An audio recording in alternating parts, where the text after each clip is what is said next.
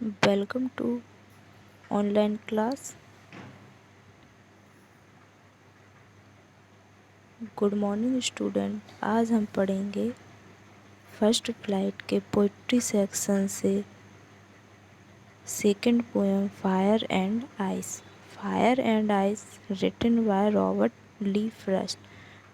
Robert Lee Frost was an American poet. आज की poem है हमारी फायर एंड आइस। फायर का मतलब यहाँ डिज़ायर से है यानी इच्छा से है, और आइस का मतलब हेट यानी नफ़रत से है। दोनों ही एक दूसरे के अपोजिट हैं, यानी दोनों ही एक दूसरे के विपरीत हैं।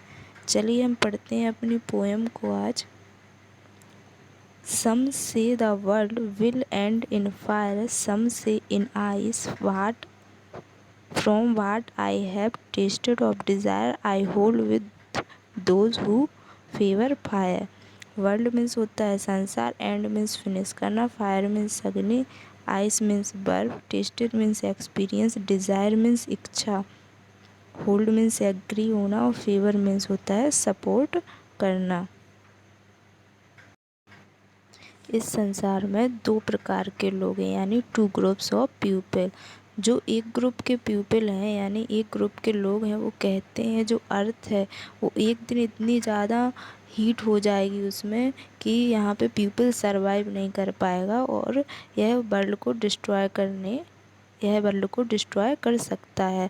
और जो दूसरे ग्रुप के लोग हैं वो ये कहते हैं कि यहाँ पे जो अर्थ है एक दिन उसका टेम्परेचर इतना ज़्यादा डाउन हो जाएगा कि यहाँ पर भी पीपल सरवाइव नहीं कर पाएगा। और जो पोएट है वो ये कहता है कि जहाँ तक उसका एक्सपीरियंस है वो फायर के साथ है यानी डिज़ायर के साथ है। वो बोलता है कि मैं उन लोगों का सपोर्ट करता हूँ जो फायर के साथ हैं, और मैं भी उन्हीं के साथ हूँ। वो जानता है कि जो मानव की इच्छा है वो अग्नि के समान है, और वो कहता है कि जो मानव की इच्छा संसार के अंत का कारण बनेगी। अब हम अपना नेक्स्ट स्टेंजा देखते हैं। But if it had to perish twice, I think I know enough of hate to say that for destruction ice is also great and would suffice। Paris का मतलब होता है मारना, ट्वाइस का मतलब दोबारा, इनफ का मतलब पर्याप्त, हेट मीन्स नफरत, डिस्ट्रक्शन मीन्स विनाश, और सफाइस मीन्स इनफ यानी सफिशिएंट होना। यहाँ जो इट है उसको हम वर्ल्ड के लिए प्रयोग करेंगे, ठीक है। अब क्या कहता है पोएट कि लेकिन यदि जो संसार है उसको दोबारा नष्ट करने का मौका दिया जाए तो पोएट जानता है कि जो हेट यानी नफ़रत है वो भी वर्ल्ड को डिस्ट्रॉय कर सकती है, वो भी वर्ल्ड को डिस्ट्रॉय करने के लिए पर्याप्त है। फायर और आइस यानी डिज़ायर और हीट दोनों ही वर्ल्ड को डिस्ट्रॉय करने के लिए पर्याप्त हैं और जो उसका अंत कर सकती हैं। दोनों ही बहुत ही पावरफुल हैं, एक दूसरे के अपोजिट हैं, और जो संसार को विनाश की ओर ले जा सकती हैं या उनका विनाश कर सकती हैं, या यह कह सकते हैं कि यह हमारे लिए या हमारे अर्थ के लिए बहुत ही हानिकारक हैं और जो संसार को नष्ट कर सकती है। अब चलिए हम अपनी पोएम की राइमिंग स्कीम बनाएंगे। जैसे देखिए यहाँ पे जहाँ पे मैं अंडरलाइन कर रही हूँ यहाँ से हमारी राइमिंग स्कीम बनेगी, यानी पोएम की लाइन की लास्ट लाइन से हमारी राइमिंग स्कीम बनेगी। जैसे फायर, डिज़ायर और फायर सेम साउंड आ रहा है तो हमें यहाँ पर ए वर्ड दे देंगे। यहाँ पे देखिए जैसे आइस में बी दे दिया, ट्वाइस में बी दे दिया, आइस में भी बी दे दिया और सफाइस में बी दे दिया। अब बच्चा क्या है, हेट को सी दे दिया और ग्रेट को सी दे दिया। तो ये हमारी राइमिंग स्कीम बन गई है। लाइन के लास्ट वर्ड से हमें राइमिंग स्कीम बनानी है। जैसा कि आप लोगों ने देखा मैंने कैसे बनाई है, ऐसे आप लोग भी राइमिंग स्कीम बना सकते हैं। ये देखिए हमारी राइमिंग स्कीम बन गई है। A B C B C B, ये हमारी राइमिंग स्कीम बन गई है।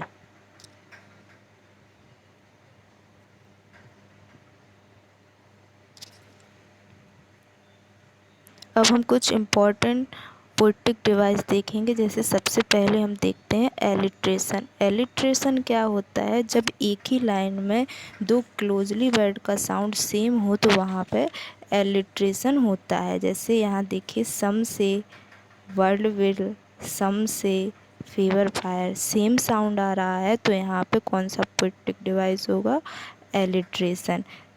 सेम देखिए, जैसे सम से सा आ रहा है, वर्ल्ड विल वावा आ रहा है, यहाँ फेवर फायर में फाफा आ रहा है तो यहाँ पे हमारा एलिट्रेशन पोएटिक डिवाइस होगा।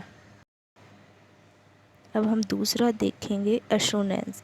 एसोनेंस क्या होता है, जब किसी लाइन में वॉवेल साउंड सेम आ रहा हो, बार बार आ रहा हो, जो वॉवेल साउंड है वो बार बार आ रहा हो तो वहाँ पे एसोनेंस पोएटिक डिवाइस होता है। देखिए जैसे यहाँ होल्ड, दोज, हु, फेवर, इन सभी में ओ वॉवेल साउंड बार बार आया है, यानी तो यहाँ पे कौन सा हो जाएगा, एसोनेंस पोएटिक डिवाइस। लेकिन यहाँ किसी लाइन में जैसे बार बार कॉन्सोनेंट साउंड रिपीट होता है तो वहाँ पे कॉन्सोनेंट पोएटिक डिवाइस होता है। यहाँ पे ओ बार बार आ रहा है तो यहाँ पे मोस्टली ओ के लिए एसोनेंस पोएटिक डिवाइस आया हुआ है। अब एनाफोरा। एनाफोरा क्या होता है, जब कोई लाइन एक सेम वर्ड से स्टार्ट हो रही है, सेकंड लाइन भी उसी वर्ड से स्टार्ट हो रही है तो वहाँ पे एनाफोरा पोएटिक डिवाइस होता है। अगर थर्ड लाइन भी यहाँ पे सम से स्टार्ट हुई होती तो यहाँ भी एनाफोरा पोएटिक डिवाइस होता, लेकिन यहाँ पर कोई सम से स्टार्ट नहीं है तो यहाँ नहीं है।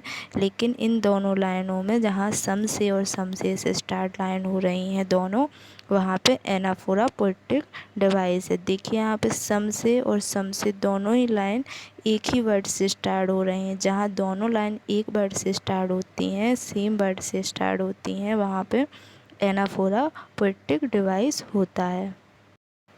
अब देखिए हम लोग देखते हैं नेक्स्ट वाला, पर्सोनिफिकेशन। पर्सोनिफिकेशन क्या होता है, जहाँ नॉन लिविंग थिंग को लिविंग की तरह दिखाया जाता है वहाँ पे पर्सोनिफिकेशन होता है। जैसे फायर को डिज़ायर से सिंबलाइज़ किया गया है और आइस को हीट की तरह से सिंबलाइज़ किया गया है। दोनों ही एक दूसरे के अपोजिट हैं, लेकिन फिर भी यहाँ पे इन दोनों में पर्सोनिफिकेशन है क्योंकि ये दोनों नॉन लिविंग है और इन्हें लिविंग की तरह दिखाया गया है। पर्सोनिफिकेशन का मतलब होता है मानवीकरण। अब हमारा लास्ट है इंजैमेंट। इंजैमेंट क्या होता है, जब किसी लाइन में कोई भी पंचुएशन मार्क नहीं दिया जाता है तो वहाँ पे इंजैमेंट पोएटिक डिवाइस होता है। देखिए यहाँ जैसे फायर के बाद कोई भी कॉमा या फुल स्टॉप नहीं दिया गया, कोई भी पंचुएशन मार्क नहीं दिया गया है, अगली लाइन स्टार्ट हो जाती है तो यहाँ पे कौन सा पोएटिक डिवाइस आएगा, इंजैमेंट। यहाँ देखिए आप लोग, जैसे डिज़ायर के बाद कोई भी फुल स्टॉप या कोई भी कॉमा कुछ भी नहीं दिया गया है, कोई भी पंचुएशन मार्क नहीं दिया गया है तो यहाँ पर भी इंजैमेंट है। और यहाँ देखिए, यहाँ ट्वाइस में दिया गया है लेकिन इसके बाद हीट के बाद आइस के बाद ग्रेट, यहाँ पर कोई भी पंचुएशन मार्क नहीं दिया गया है तो यहाँ पर भी इंजैमेंट है। इंजैमेंट पोएटिक डिवाइस दी है। ये कुछ वर्ड मीनिंग दी गई हैं जिन्हें आप लोग लर्न कर लीजिए और अपने नोटबुक में नोट कर लीजिए।